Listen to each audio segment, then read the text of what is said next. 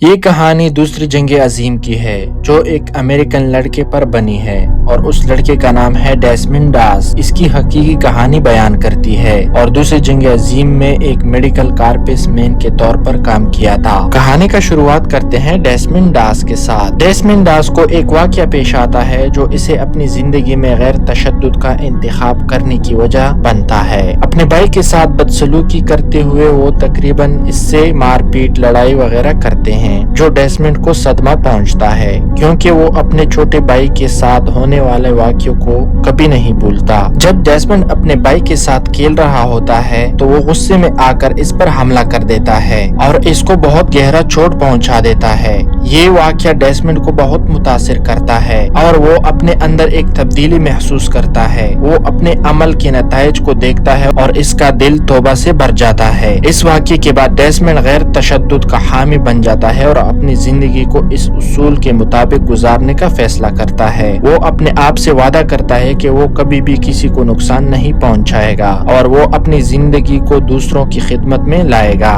یہ واقعہ اس کے ساتھ ساتھ اس کے والدین نے اسے 7 ڈے ایڈوینٹسٹ کے طور پر پالا۔ اسے یہ یقین کرنے پر مجبور کرتا ہے کہ کسی کو مارنا غلط ہے۔ 15 سال گزر جاتے ہیں اور ڈیسمنڈ کو ایک محبت ملتی ہے جو ایک نرس ہے اور وہ میڈیکل کام میں دلچسپی لینے لیتا ہے، لیکن پیرل ہاربر پر حملہ ہوتا ہے اور امریکہ دوسری جنگ عظیم میں شامل ہو جاتا ہے۔ اپنے شہر کے بہت سے دیگر جوانوں کی طرح ڈیسمنڈ بھی آرمی میں کمبٹ میڈک کے طور پر شامل ہونے کے لیے متاثر ہوتا ہے۔ اس کا باپ جو خود پہلی جنگ عظیم کا حصہ ہے اسے یہ اچھا خیال نہیں لیتا، لیکن ڈیسمنڈ اس کے باوجود بھی شامل ہو جاتا ہے اور یہاں سے وہ ٹریننگ کے لیے چلا جاتا ہے۔ جب ڈیسمنڈ ٹریننگ کے لیے پہنچتا ہے تو اسے فوراً دیگر لوگوں سے الگ کر دیا جاتا ہے کیونکہ وہ اپنی عقیدے کی وجہ سے رائفل استعمال کرنے سے انکار کرتا ہے اور اس وجہ سے وہ ہفتے کے دن ٹریننگ سے بھی گریز کرتا ہے، جبکہ آرمی افسران اسے ذہنی بیماری کی وجہ سے ڈسچارج کرنے کی کوشش کرتے ہیں تو وہ اس کی روح کو توڑنے کی کوشش کرتے ہیں اور اس کے ساتھی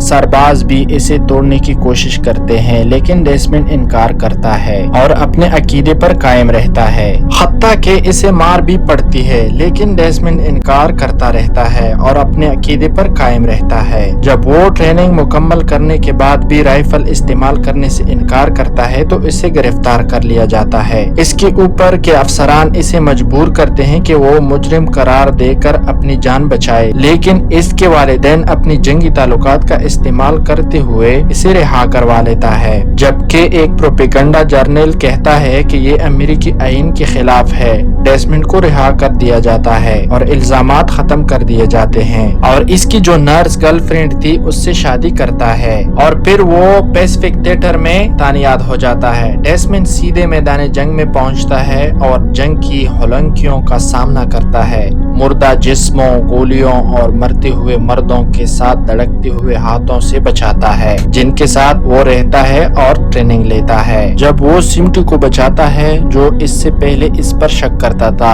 تو دونوں دوست بن جاتے ہیں، لیکن اگلے دن جاپانی ایک بڑا حملہ کرتے ہیں اور سمٹی مارا جاتا ہے۔ ڈیسمنڈ میدان جنگ میں واپس آتا ہے اور زخمی اور شہید ہونے والوں کی لاشوں کو ایک چٹان کے کنارے پر رکھتا ہے، دشمن سے خود کو چھپاتا ہے اور دن بھر میں مزید سربازوں کو بچاتا ہے۔ اس کے اس عمل سے اس کے اوپر کے افسران اس کا احترام کرتے ہیں کیونکہ انہوں نے سمجھا تھا کہ وہ سب مر چکے ہیں اور وہ اپنے حملے کا جواب دیتے ہیں۔ ڈیسمنڈ اپنے ساتھی سربازوں کو ایک گروہ کو ایک گرنیڈ سے بچاتا ہے، لیکن اس عمل میں وہ زخمی ہو جاتا ہے۔ بس یہاں پر بہت سے سربازوں کو بچانے کے بعد جنگ اس کے کچھ ہی وقت بعد ختم ہو جاتی ہے اور اسے 75 سربازوں کو بچانے کے لیے میڈل آف آنر دیا جاتا ہے۔ اگر دیکھا جائے یہ کہانی قابل تعریف ہے کہ انہوں نے اپنی غیر تشدد کی عقیدت پر قائم رہنے کی کوشش کی اور جنگ اور تباہی کا سامنا کیا اور بہت سے سربازوں کو بچایا، تو یہ کہانی قابل تعریف ہے، قابل ذکر ہے۔ اگر آپ کو یہ کہانی اچھی لگی ہو